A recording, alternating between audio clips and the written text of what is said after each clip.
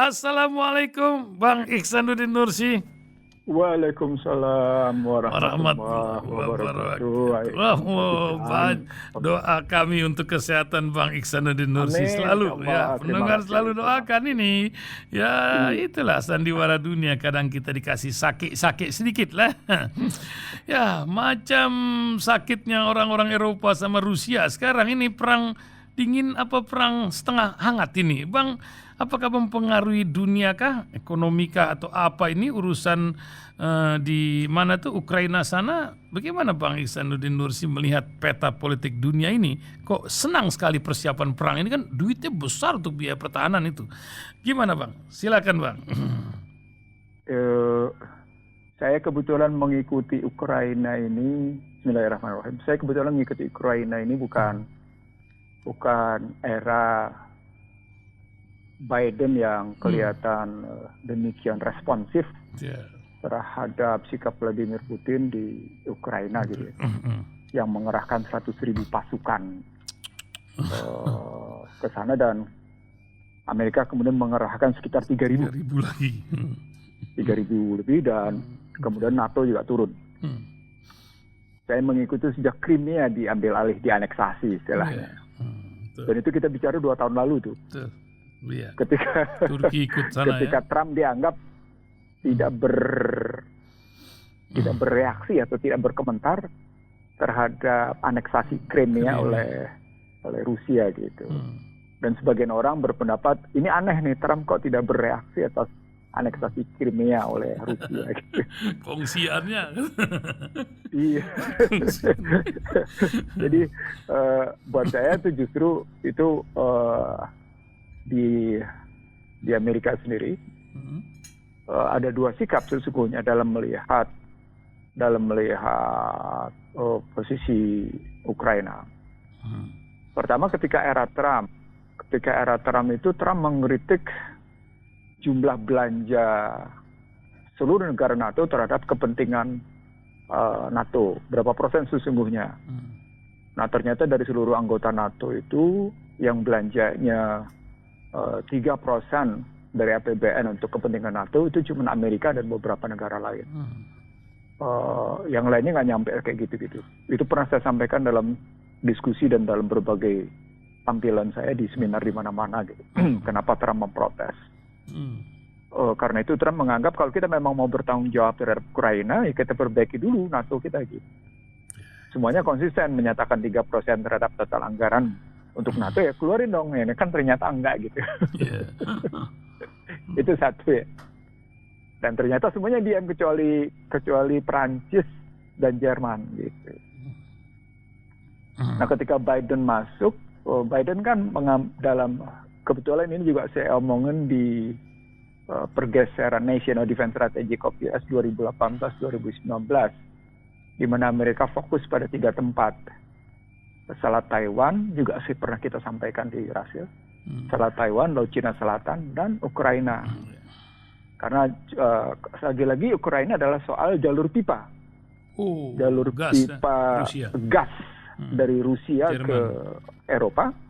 Dan karenanya Amerika kemarin, Biden menjamin pasokan gas ke Eropa, dan dianggap itu cuma kebutuhan sesaat, karena kebutuhan gas untuk Uni Eropa total 80% dari Rusia. Maka muncul kajian, andai kata terjadi misalnya katakan bentrok antara NATO dengan Rusia, apakah pasokan gas akan dihentikan oleh Rusia? Ada 2 jawabannya. Jawaban pertama, Rusia sendiri tergantung atas pendapatan penjualan gasnya ke Uni Eropa, sehingga tidak mungkin dihentikan. Itu jawaban pertama. Jawaban yang kedua, memang dihentikan juga, karena bagaimanapun Rusia tidak bermaksud mendikte Uni Eropa sehingga mengganggu perekonomian dunia gitu. Sebagai kekuatan perekonomian ketiga, keempat ya. Yang pertama Amerika, yang kedua Cina, dan kemudian muncul Uni Eropa bersama Jepang. Nah, dari sana orang tetap melihat sampai seberapa jauh kekuatan fosil. Nah, disitulah perang yang sesungguhnya. Energi ya. Bahwa energi fosil, energi berbasis fosil, sama energi berbasis baru terbarukan itu menjadi kata penting. Ini dia. Intinya di situ karena memang dunia sedang diarahkan ke dalam arah energi baru terbarukan oleh Partai Demokrat yang sedang berkuasa. Jadi mereka betul-betul mengarahkan energi baru terbarukan. Anda bisa lihat pernyataan Bill Gates yang menyatakan new normal nanti dia akan sama dengan 2019 setelah Omicron, flu COVID-19 menjadi flu biasa. Dan itu sebenarnya arahnya dalam rangka mengatur cuaca, mengatur apa yang disebut dengan geoengineering, istilah saya dalam artikel saya 27 Januari 2020 gitu ya. Pantesan Kanada kacau hari ini karena mereka paham urusan ini gitu ya. Iya, jadi ini ada pergeseran yang tapi makaromah itu luar biasa memang. Setiap manusia membuat sesuatu kerusakan, wa idza qila lahum la tufsidu fil ard gitu. Allah selalu memunculkan sesuatu yang di luar kehendak manusia yang kemudian menyeimbangkan kembali kehidupan manusia gitu, kehidupan alam gitu. Di antaranya Omicron ini. Gitu. Nah, balik ke Ukraina. Kalau kita lihat kayak begitu berarti kehadiran Macron yang datang ke hari Senin gitu, dan saya ngelihatnya di New York Times, barusan saya ngeliat di New York Times. Anda tahu meja perundingannya segede apa antara Macron sama Putin? Macam mana itu? Kayak hidung Pinocchio. Antara meja antar kursi yang satu dengan kursi yang lain jaraknya 3 meter. Masya Allah. Tentu dengan alasan COVID ya. Yang pasti mereka tidak pakai masker. Oh iya, jadi berunding tapi jarak jauh gitu. Jarak jauh, tapi yang pasti mereka tidak pakai masker. Masing-masing menggunakan jas warna gelap. Duduk di atas meja putih gitu ya, head to head berhadapan gitu ya. Dan Putin dengan confidence-nya begitu meyakinkan bahwa Rusia tidak akan pernah bergeser dari sikapnya terhadap Ukraina. Nggak akan bergeser, itu saya ngeliat. Jadi kita nggak bacanya tidak cukup dari New York Times, kita bisa dari Washington Post atau tidak bisa dari The Guardian atau dari media-media barat. Tapi juga kita mau lihat dari media imbangan lain, misalnya seperti radio televisi Turki atau yang lain-lain gitu. Ya, ini kelihatan mejanya putih panjang kali itu. Iya betul. Dari situ gitu ya, saya berpandangan apa yang disebut dengan era baru, harapan baru dari kehadiran Macron. Saya kira cuma satu penjelasannya, bahwa Rusia tidak akan pernah menghentikan pasokan gasnya ke Uni Eropa. Artinya sesungguhnya intinya itulah yang mau ditanya Macron lah gitu. Ini perang urusan tapi gas masuk terus ya gitu. Jadi poinnya satu sesungguhnya. Ada kepentingan belanja militer dari dua belah pihak. Kan produsen senjata cuma 3 di dunia. Cuma 3 di dunia. Kalau Anda lihat Amerika, Rusia, Cina kan, diikuti dengan Israel, diikuti dengan Prancis dan Inggris kan. Betul. Inggris, Prancis, Inggris, dan Jerman. Kita melihat kalau kayak gitu. Artinya ketika kita masuk dalam konstruksi tadi, mencak-mencaknya Trump soal belanja NATO yang diminta 3% terhadap total APBN dari masing-masing negara, maka sesungguhnya soal belanja militer kan? Iya, belanja militer. Ketika belanja militer ujungnya adalah soal kekuatan nuklir kan? Betul. Nah, ketika bicara kekuatan nuklir, hulu-ledak nuklir gitu udah ketahuan.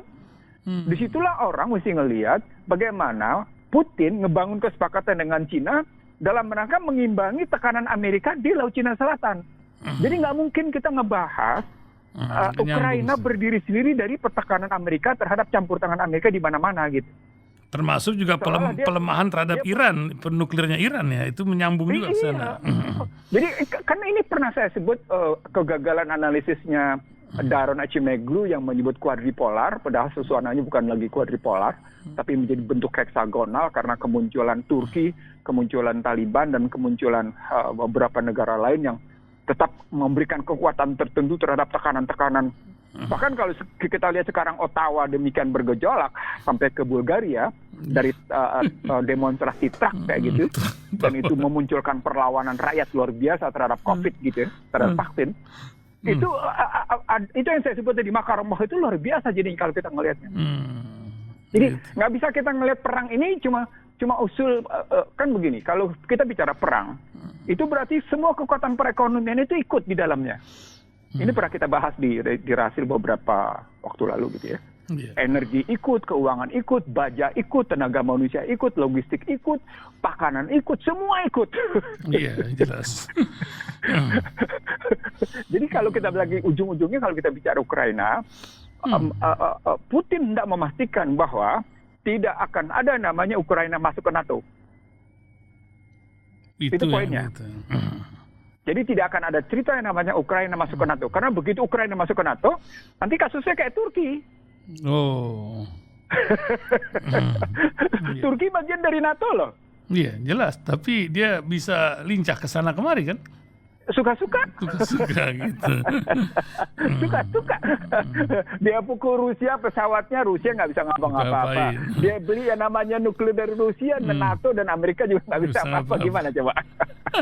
Kalau gini jadi ingat Bung Karno zaman dulu ya. Pintarnya dia memainkan bola dunia ini gitu. Artinya kepemimpinan yang cerdas, kepemimpinan yang punya sikap, kepemimpinan yang punya visi ke depan, kepemimpinan yang mampu melihat peta masalah secara struktural, kepemimpinan memang ahli di bidangnya, kepemimpinan yang memang jujur pada pemikiran dan sikapnya, itu menjadi syarat. Maka jangan serahkan sesuatu bukan pada ahlinya. Kehancuran lah akan tiba. Itu dia, Bang. Tapi ini nggak tahu ahlinya siapa ini, Bang. Entah kenapa kemunduran demokrasi ini makin terasa lagi. Sekarang nih dari lembaga resmi ya, BRIN mengatakan itu. Dan ini kan menjadi sebuah fenomena di negeri yang katanya menjunjung demokrasi ini. Nah, apa yang terjadi sebenarnya, Bang? Data-data menyatakan demikian. Saya sama sekali tidak terkejut ketika BRIN menyatakan memburuknya kebebasan berekspresi, gitu ya. Saya bahkan tidak terkejut ketika indeks demokrasi terus anjlok gitu ya. Dan sejak yang namanya kami berteriak-teriak tentang buruknya indeks demokrasi di Tugu Proklamasi, hingga hari ini kan sesungguhnya indeks demokrasi Indonesia terus melorot. Gitu. Jadi nggak ada sesuatu yang baru atas pernyataan BRIN. BRIN mungkin baru sadar gitu ya. Kena maaf ya. Kena itu ya, kena abuse. Artinya begini, kalau ini kita bicara tentang menurunnya indeks demokrasi, padahal kita belum bicara tentang apa itu sesungguhnya demokrasi. Katakanlah kalau pakai bukunya William Blum gitu ya, kalau pakainya bukunya William Blum kan ekspor yang paling mematikan dari Amerika itu adalah demokrasi itu sendiri gitu. Sama seperti bagaimana sekarang Biden memaksa tentang vaksin yang juga diprotes di New York, di mana-mana gitu ya. Seperti kemunculan sekarang demonstrasi truk yang panjangnya sampai 70 km lebih dan sudah melibatkan ribuan dan sudah melibatkan negara bagian Ottawa dalam keadaan darurat gitu. Itu kan menunjukkan bahwa sesungguhnya janji kebebasan, basis demokrasi, janji kesetaraan itu semu. Maka itu innallaha la tuhliful mi'at, hanya janji Allah yang tidak akan pernah salah gitu ya. Artinya sesungguhnya ketika manusia berteriak-teriak tentang janji hak asasi manusia, apakah alirannya mutlak ataukah aliran relatif dalam bereaksi dengan demokrasi, dalam relasi dengan model pembangunan, ini tesis berpikir barat yang saya sampaikan. Jadi ketika manusia dijanjikan tentang hak asasi manusia, dijanjikan tentang demokrasi, dijanjikan tentang model-model pembangunan yang menjanjikan tentang peningkatan harkat martabat manusia yang gagal selama 1 abad lebih ini, sesungguhnya kan kita udah bisa lihat bahwa demokrasi bukan jawaban. Sesungguhnya model pembangunan mereka bukan jawaban. Sesungguhnya hak asasi manusia mereka bukan jawaban. Itu kalau kita mau ambil gitu. Saya terkejut ketika kita bongkar Al-Mu'minun gitu ya. Saya baca baik-baik Al-Mu'minun. Ini kan pertarungannya soal kaum kafir, kaum munafik dengan kaum beriman sesungguhnya kalau kita ambil dari pertarungan ini gitu. Karena dunia sudah makin tua gitu dan menuju pada hari akhirnya nanti gitu. Maka kan kajiannya mesti kita pertajam antara apa yang disebut dengan masriki wal maghribi, antara barat sama timurnya itu, walaupun mereka bilang sudah muncul. Tetapi jangan lupa dengan situasi sekarang ini, di mana Cina tetap mampu menunjukkan perlawanan perang dagang dengan Amerika, dan dianggap Cina tidak pegang janji, sementara Amerika tetap memaksa agar Cina belanja sebanyak 200 miliar dan tidak terpenuhi pada November-Desember kemarin. Maka sesungguhnya peperangan atau barat timur itu gitu ya, apakah blok barat Amerika dengan NATO-nya lalu kemudian Rusia, Cina dengan blok timurnya, kalau sebutlah begitu, akan memang melahirkan satu model blok perang dingin baru atau tidak, kita tidak tahu. Kita tidak mengerti karena teknologi yang muncul sekarang ini meluluh lantakan model-model pemblokan seperti itu. Apalagi mereka, kalau hari ini saya lihat, sejumlah pemain kripto itu mulai risau dengan ketentuan-ketentuan yang akan dimunculkan oleh Federal Reserve. Jadi ada situasi VUCA yang dibuat sedemikian rupa, di tengah yang namanya mereka belum muncul satu kesepakatan baru untuk ngebangun kira-kira kayak gimana dari situasi sekarang. Krip ekonomi yang mereka sebut, dari pergeseran dari cryptocurrency menjadi krip ekonomi kan gini. Itu kan berhadapan dengan penguasaan bagaimana jatuhnya kemarin Mark Zuckerberg di Metanya sehingga kehilangan 417 triliun gitu ya.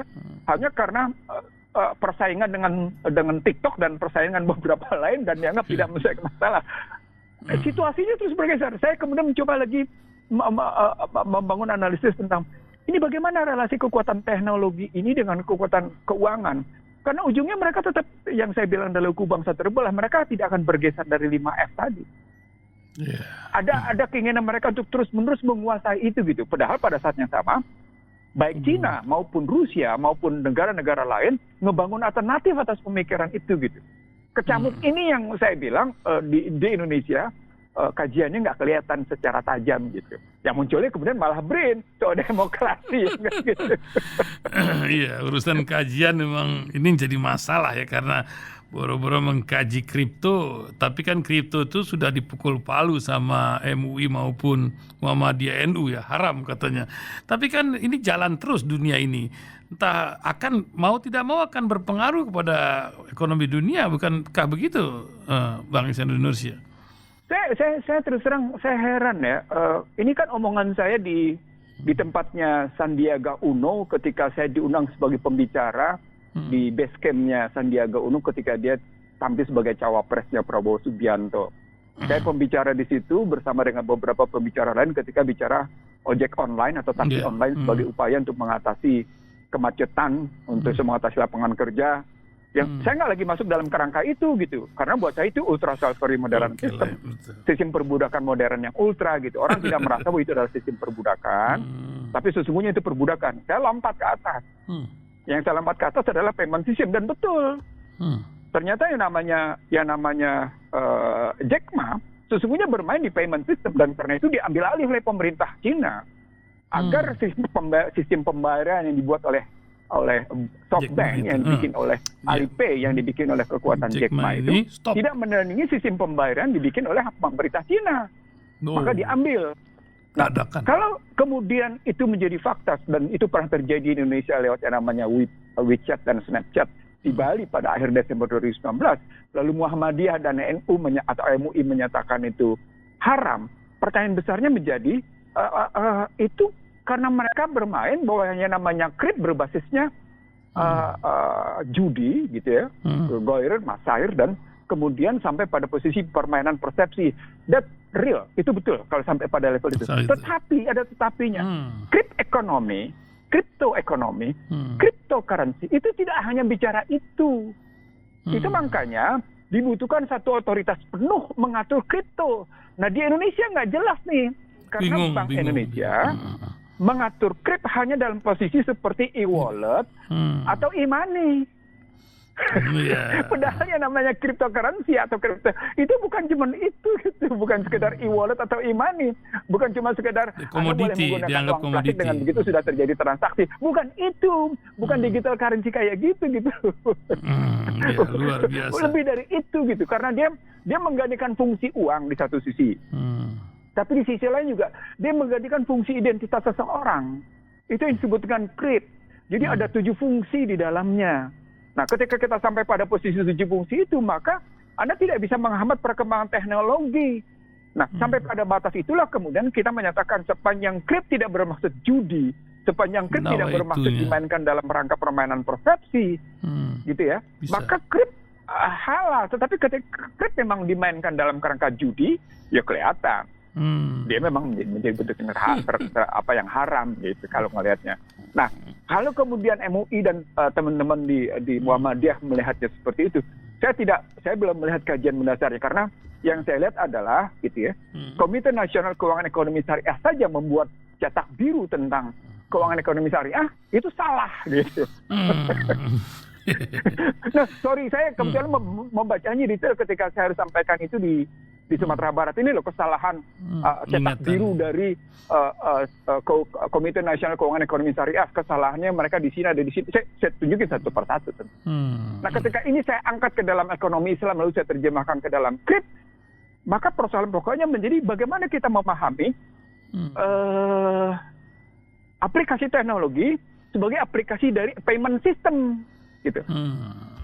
Saya jadi akhirnya bisa ngerti, oh iya, gue ngomong waktu kampanye 2019 kecepatan, kejauhan, orang nggak ngerti saat itu. Memang ini 3 tahun ke depan orang bilang banyak perubahan ya di dunia transaksi dunia maupun dunia metaverse ya. Tak kenapa ya, apakah para petinggi ini nanti bikin ibu kota metaverse saja daripada pindah ke Kalimantan sana, karena perpindahan ini pun ditentang oleh setidaknya 11.000 orang lah, bukan 1, 2, 3 orang. Nah, ini kan pengaruh ke depan dan juga cara kita berpikir dalam menciptakan suasana baru. Apa yang Bang Ihsan Nusi lihat ini menyangkut metaverse dan juga pindah ibu kota dan juga bersambung lagi dengan kripto tadi. Silakan Bang. Saya memulai kajian IKN itu dengan pendekatan human existence depend on the property depend on the land, on the sea, on the air. Jadi eksistensi manusia itu sangat tergantung sekali pada tanahnya, pada airnya, apakah itu danau, sungai atau laut, gitu pada udaranya, gitu ya, pada dirgantaranya. Nah, ketika saya aplikasikan ke dalam kerangka begitu, maka cara berpikir saya tentang eksistensi bangsa Indonesia yang membangun pusat pemerintahannya di Pasir Penajam, gitu. Saya harus melihatnya dalam konstruksi inner dan outer. Jadi dalam posisi di dalam dan posisi keluar gitu. Nah, ketika posisi di dalam saja tidak memenuhi syarat, saya tentu melompat keluar. Saya menyatakan sebagai tidak memenuhi syarat, misalnya katakan soal dukungan alam, dukungan air, dan dukungan sumber hajat hidup orang banyak lainnya gitu ya, yang harus kita lihat lebih baik. Termasuk mengatakan tercerabutnya lahan gambut gitu misalnya, kalau kita lihat kayak gitu. Lalu kita ngeliat sekitar. Nah, ketika sekitar itu, saya menyebutnya sebagai pentingnya planologi nasional, gitu, rencana tata ruang nasional (RTRN), itu berkaitan dengan rencana tata ruang regional. Nah, begitu masuk ke tata ruang regional, saya ketemunya dengan istilah apa yang disebut dengan, ini ada hubungannya dengan yang namanya Belt and Road Initiative. Itu kisahnya.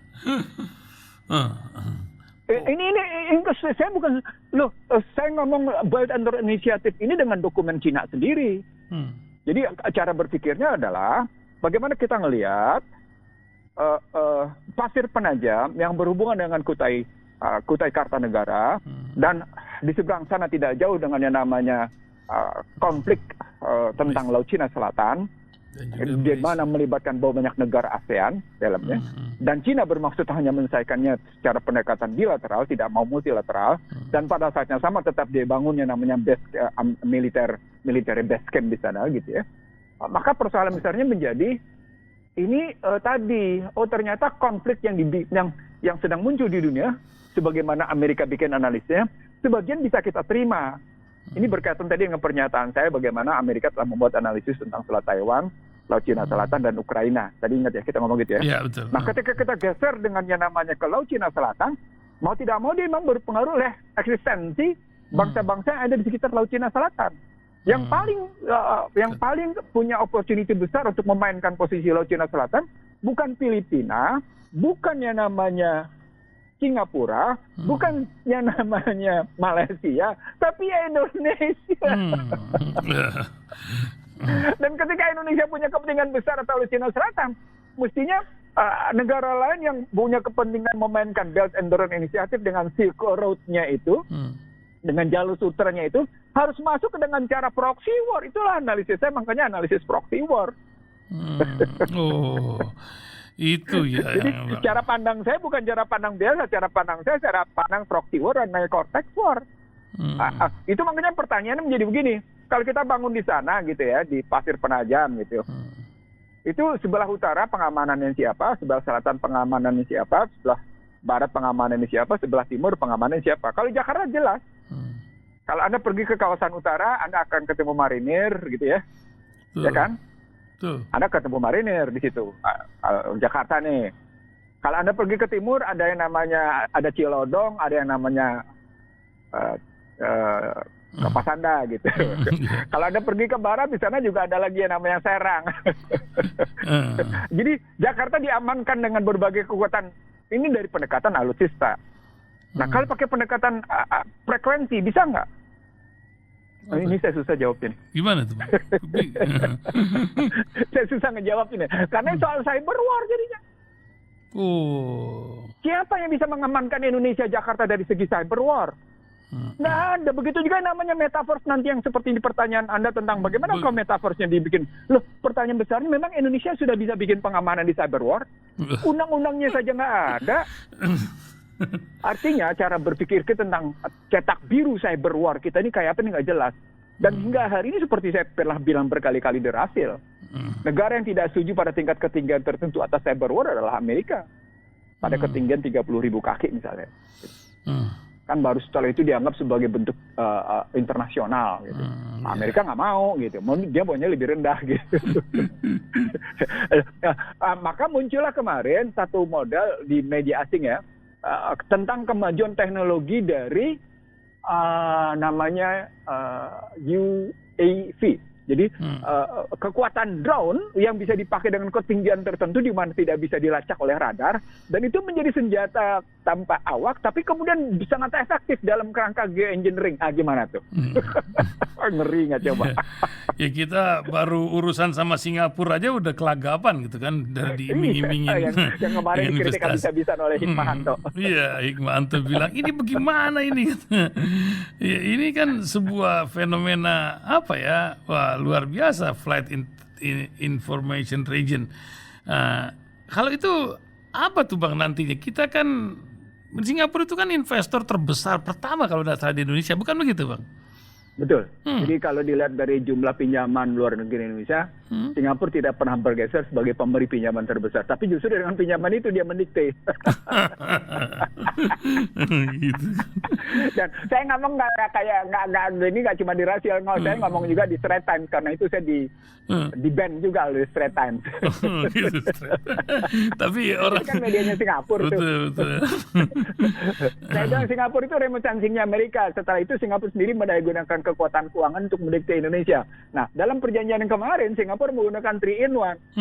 Tidak bisa tanda tangan satu, yang dua tidak tanda tangan. Tiga-tiganya secara tangan. Jadi soal militer, soal jawatan, soal laut, soal udara gitu. Ya. Jadi satu tuh. Termasuk soal ekstradisi gitu. Akhirnya juga soal investasi gitu kan. Iya, sama. Negara pertama yang memperoleh jaminan investasinya cukup aman, Investment Guarantee Agreement namanya, di era SBY, itu Singapura. Dan itu diberikan oleh SBY. Iya. Sedap nggak? Sedap. Jadi ada sesungguhnya sebelum kemarin 3 perjanjian dibikin, di era SBY itu Singapura adalah negara pertama yang memperoleh jaminan bahwa investasinya tidak bisa dinasionalisasi. Sedap kan? Itu dia. Itu orang lihatnya bukan cuma sekedar jaminan investasi, orang mestinya ngeliat ekonomi politik dong. Itu makanya saya kritik habis-habisan. Ini apa sih negeri ini, kayaknya tangan kita di bawah terus-menerus sama uang nih kayak gini. Kok terdikte betul sama uang sih gitu loh. Terdikte betul sama wahn itu gitu loh. Ada yang bilang seorang pengusaha besar ya, negeri ini kalau bukan karena alamnya mungkin sudah bangkrut gitu kan. Korupsi berganti negeri, berganti pemimpin, korupsi tidak ketulungan lagi. Apalagi sekarang, kalau dulu tuh ratusan miliar sudah kaget kita. Sekarang triliunan, wih gila udah katanya. Novel Baswedan juga bilang ini udah pada kesurupan nih, uang Covid pun disambar pula lagi kan. Ini kan memang moralitas atau salah pendidikan di negeri kita, atau ada apa yang terjadi sebenarnya Bang?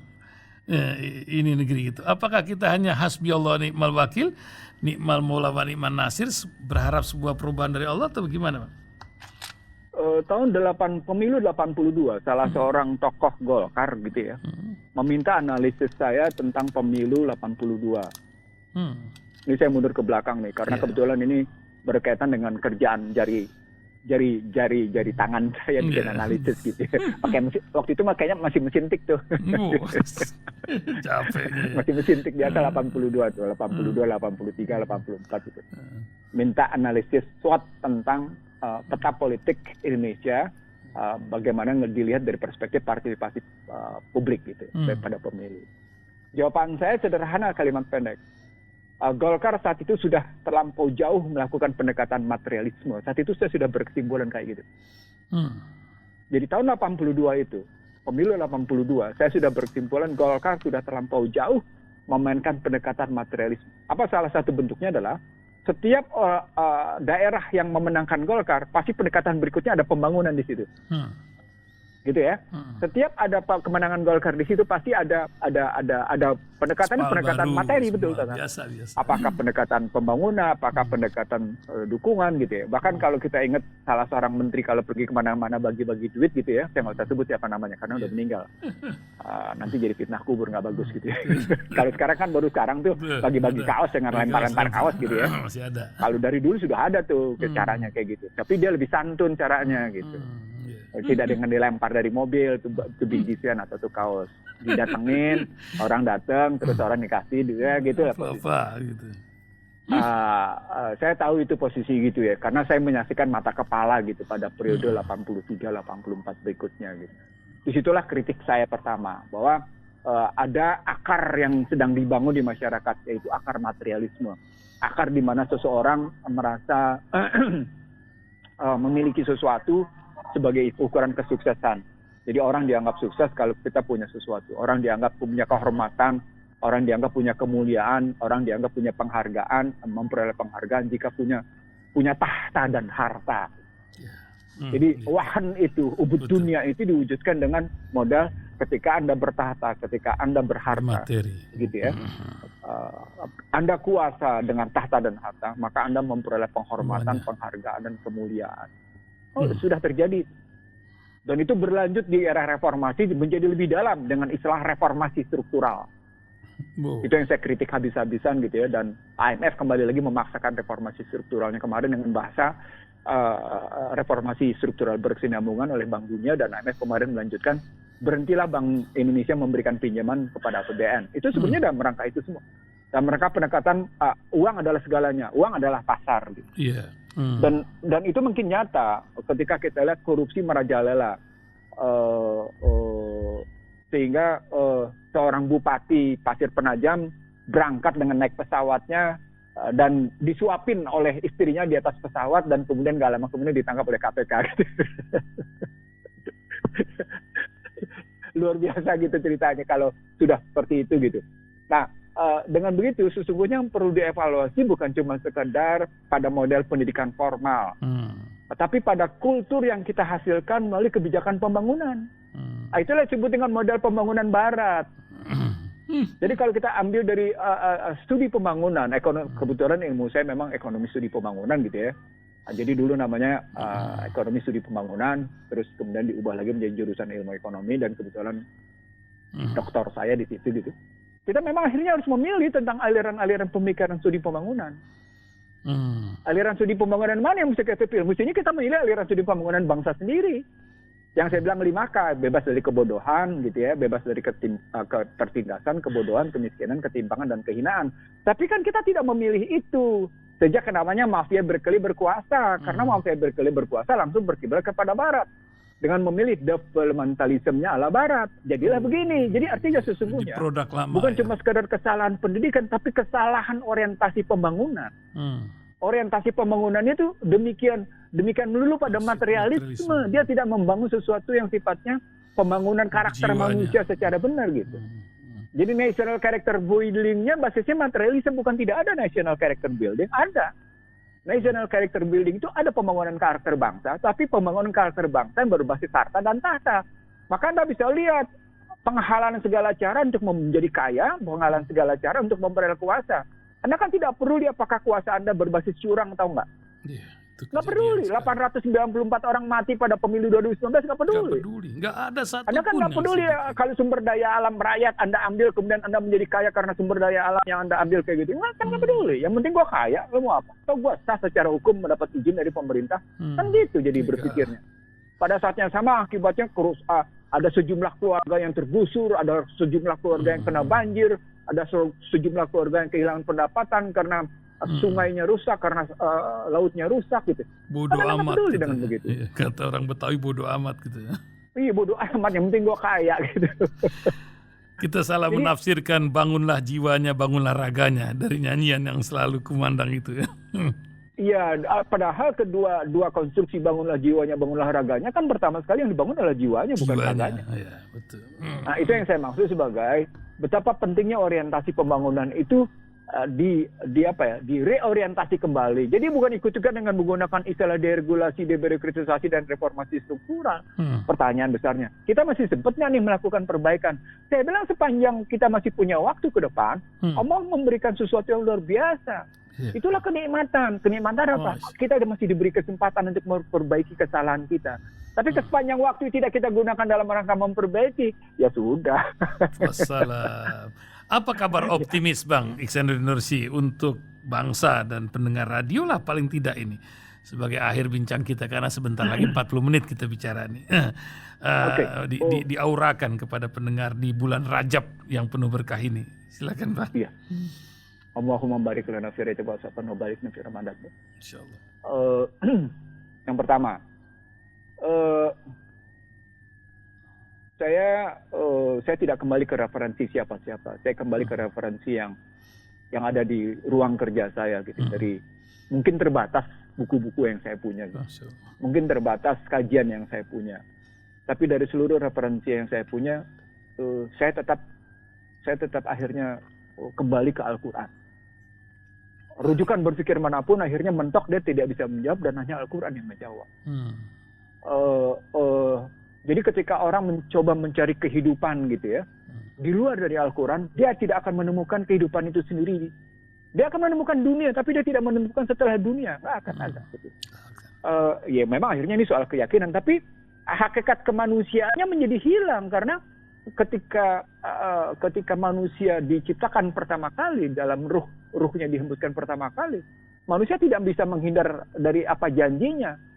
Alastu rabbikum qalu bala sahidna, lalu kemudian dalam Al-Mu'minun ditegaskan sedemikian rupa dari nutfah sampai akhirnya dibentuk daging dan bungkus dan akhirnya hadir sebagai manusia dengan bentuknya yang lain gitu. Artinya dalam bahasa yang lain tidak ada petunjuk kehidupan di dunia ini kecuali Al-Quran. Nah, karena doa kita adalah Allahumma barik lana fi Rajab wa Sa'ban wa barik lana Ramadan, maka sesungguhnya suka tidak suka kita memang akhirnya kembali ke Al-Quran. Sebagaimana Al-Quran menyatakan hudalina sobainat minal huda wal furqan gitu. Nah, petunjuk-petunjuk yang dibikin oleh manusia, petunjuk-petunjuk semua gitu. Bukan kemudian kita akhirnya mengambil sikap taklid total. Memang harus patuh dan taat pada ajaran, pada Al-Quran dan hadis, bukan pada soal ulama yang terkadang bisa dibeli dengan tahta dan harta ya, sorry ya kalau saya bilang. Saya harus ngomong kayak gitu karena saya ngomong bukan cuma sekedar di Rasil, tapi saya ngomong di berbagai tempat. Kita nggak bisa lagi sekarang ngelihat ini kalau tidak rujukannya pada Al-Quran dan hadis, karena kita sudah berhadapan dengan situasi ilmu yang terbuka, dan Al-Quran adalah ilmu yang terbuka sejak 14 abad lalu. Tinggal apakah kita memperbaiki, mempelajari, mendalami, mentadaburi gitu ya, mengambil ibrah dari seluruh apa yang digelar dalam Al-Quran, lalu kemudian kita memang betul-betul menjadi furqan karena itu gitu. Nah, itu menjadi kata kuncinya. Sepanjang kita tidak mengambil ibrah, menjadi pelajaran dari seluruh pelajaran kehidupan manusia di dunia, dan kemudian dituliskan dengan baik tanpa kepentingan apapun dari Allah kecuali menyelamatkan kehidupan manusia itu sendiri di dunia dan di akhirat, maka kita yang salah, bukan Allah. Makanya Allah menyatakan dia tidak menjalimi hambanya. Kenapa? Karena dia sudah memberikan kasih sayangnya lewat Al-Quran itu sendiri. Jadi Al-Quran adalah salah satu petunjuk yang paling nyata betapa yang banyak Allah memberikan kasih sayang paling nyata bagi kehidupan manusia. Nah, ketika ditinggalkan Al-Quran, ya berarti manusia yang meninggalkan kasih sayang Allah itu sendiri gitu ngelihatnya. Demikian Iksan tadi saya bisa sampaikan. Syukran Bang. Semoga sehat selalu dan selalu bermanfaat untuk banyak orang. Karena harapan masih ada ternyata, insya Allah. Terima kasih Bang Ihsanuddin Nursi. Assalamualaikum Bang. Pak Ma, salah jadi tanggung jawab saya. Dan kalau benar karena kehendak Allah nyata. Wabillahi taufiq wal hidayah. Assalamualaikum warahmatullahi wabarakatuh. Waalaikumsalam warahmatullahi wabarakatuh.